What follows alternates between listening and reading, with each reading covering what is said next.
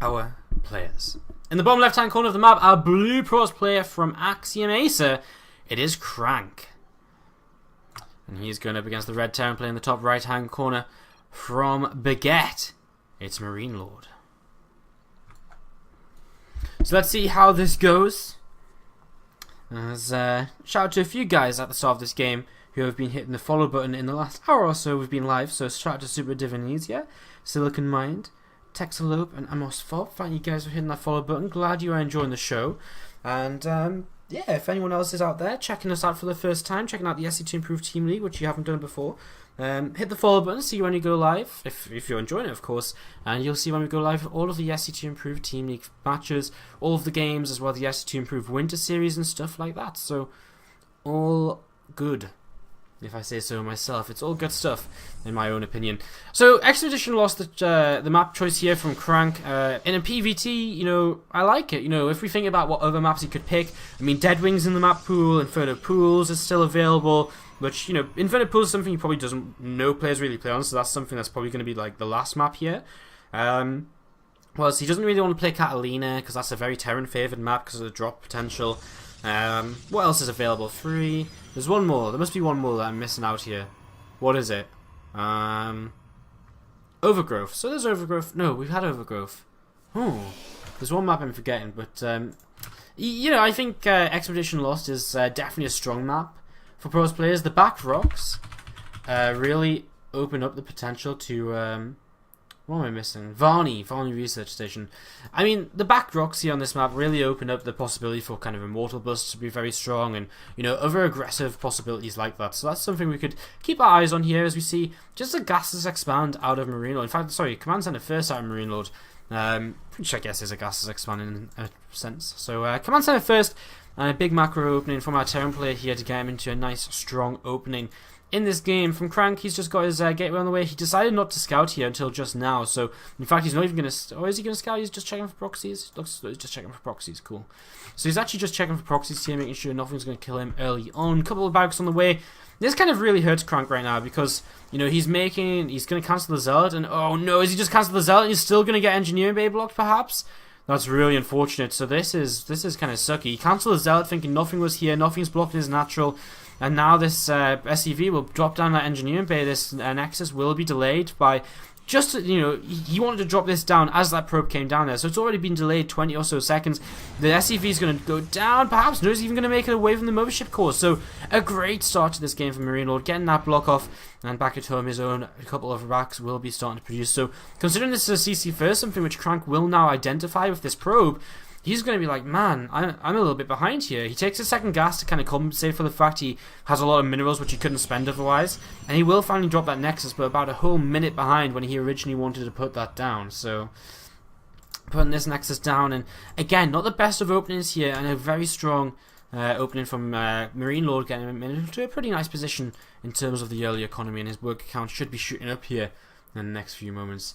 Here is Acer contributing to the team league for AxiomAcer. They are contributing MMA, who has come out in previous matches, and so it was great to see him come out. Although AxiomAcer have been doing pretty well by themselves. Oh, Axiom have been doing pretty well by themselves, in all honesty, and they haven't had to use MMA all too much. We see a Stargate coming down in a pretty interesting position, using that high ground pylon to power it on the low ground, and that's a position which is very unlikely to actually get scouted by the Terran player.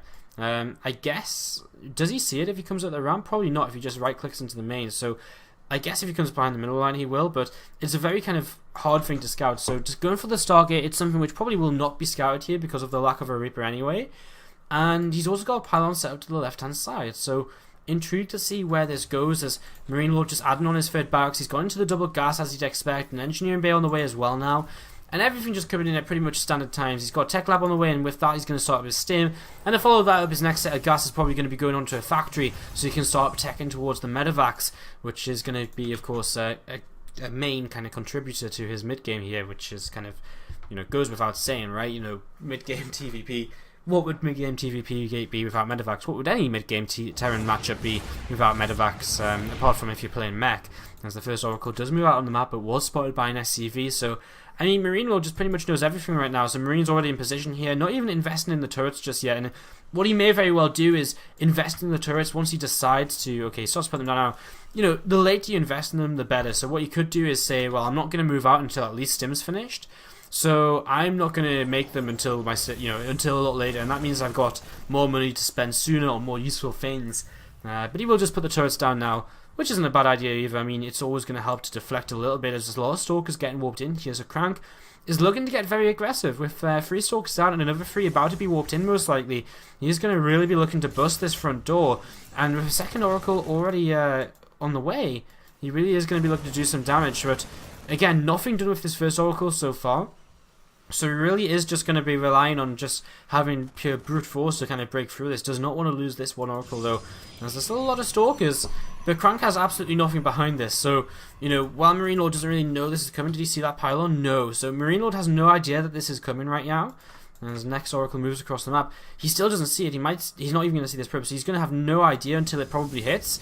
So this is going to have to be a clutch defense from him. His stim pack's about 50 seconds away, so now is pretty much the time where CranK needs to hit, and he's going to hit that time warp, and that's going to stop these SCVs getting in position to repair just in time. A lot of units coming out of the main base, though, second time warp, and these Oracles are going to start fighting, but they're going to get taken down very quickly. One goes down, the other falls back, and a few workers picked off here at the start, only 4 though, as this is still a lot of bio units going to be able to push this backwards, and MarineLorD is just going to come out here and greet this. He's continuing to put his SCVs towards this. He's about to have stim, and with that he's going to be able to stim into this army. There's no retreat, there's no recall, and he's just going to pick up a pylon and fall back now. And I imagine wait for his first 2 Medivacs to pop out. They're actually just going to get the stopwatch just going onto the reactor now. So first 2 Medivacs on the way, and this is going to put him into a great position, defending that, losing barely anything.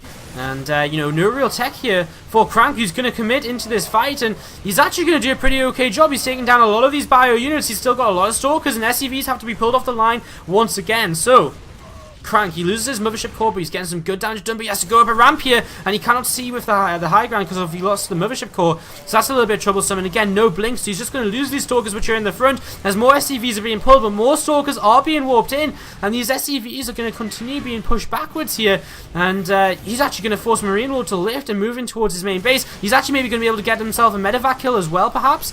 You know, killing off the medevacs would be huge, because they're going to be really important in terms of healing up this army, which wants to be continuously stimming to fight against this.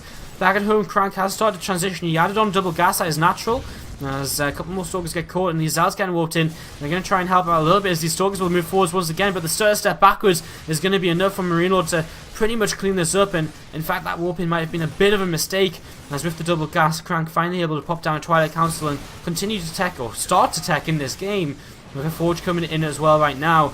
And this could have looked a lot different if he'd maybe got some damage done with the initial Oracles, but he really got shut down hard in terms of that. And of course he was coming in off a pretty bad start as well, with himself getting Engineering Bay blocked and his Nexus coming down so late against the CC first. MarineLorD makes the hold here, the final pylon goes down, and can't help but feel CranK has overcommitted a little bit there, warped in a few too many units aggressively when he really should have just stopped.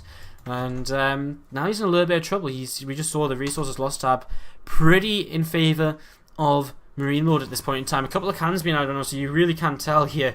CranK feels as though he's in a lot of trouble. He needs anything and everything to help defend. No float, no overcharge available either. Only 70 energy on this mothership core, as this Oracle comes up the top to the top side of the map, and we'll try and come into this natural. There is a little bit of an area here where you could probably get a few SCV kills. He is 8 workers ahead, but he's down in upgrades. He doesn't have any tech at all, and this stim bio is just going to do so well, and the +1 on it is going to really help him just cleave through these zealots, and that mine goes down before getting anything done. This Oracle sitting around not doing anything just yet, going to try and come towards the main perhaps, or just shut down the gas mining. Okay, he's going to be able to shut down the gas mining at least, but he only gets 1 SCV there, so still not doing much. As pushing up the ramp, MarineLorD continues to stim his units here. 4 medevacs will just heal these units for days, and now the sentries go down as well. His cannon's also going to fall, and Photon Overcharge is popped, but MarineLorD's just going to fight into this again. 4 medevacs are just so much healing. Voidray comes out, and we'll be able to start targeting down the medevacs, in fact, as it's just not enough though, right? I mean, there's just too much here, and Marauders are going to stim forwards to be able to try and pick off this Nexus. Probes are going to be pulled here. At the same time, the Oracle is across the map, still doing a little bit of something, But let's keep our eyes on the front here as these Marauders just continue to kite backwards. This Void Ray stays alive, but CranK is in a lot of trouble. The worker count has been evened up here. Only 5 kills on the Oracle. That wasn't really what he needed, because having had to pull his own workers into this, he lost a few there, and that evens up the work count. 27 workers killed by CranK, but I mean, you know, MarineLorD's just been continuously reproducing them, and again, upgrades, Stim Bio is so good against the lack of splash damage, and a couple of mines here as well. These Zelds are going to get destroyed! Absolutely decimated by those 2 mines, and I don't think CranK has much life left in him now. The last 2 sentries go down. There's 2 Void Rays, and you know, there isn't actually really any anti-air, I guess, so these Void Rays are going to do a really good job. 2 Marines in the back. No way. Okay, the 2 Marines nearly killing with Void Ray. 4 more Marines steaming forwards, and this is going to be the end of at least the first Void Ray here. Surely. No, wow, the Void Ray is still staying alive, but the Marauders are still in the natural. Continue to do so much damage, continue to pick off probes. The Void Rays may be able to do a little bit more. Loses one of them now. The mines are coming off of cooldown, so he has to be a little bit aware of that. But he's just losing so much, and CranK types out GG in game number 3. Goes the way of Baguette. MarineLorD putting his team into the lead in this best of